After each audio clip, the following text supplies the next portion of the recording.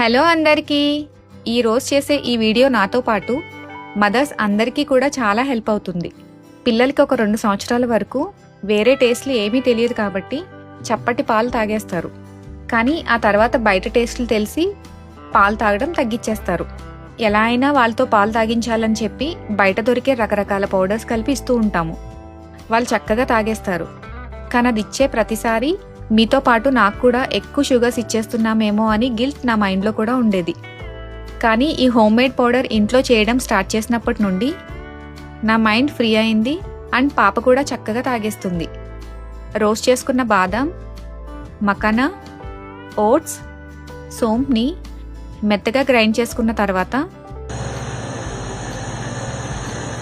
100 grams బెల్లం పొడి, sweet కొంచెం ఎక్కువగా కావాలనుకుంటే 150 గ్రామ్స్ వేసుకోవచ్చు.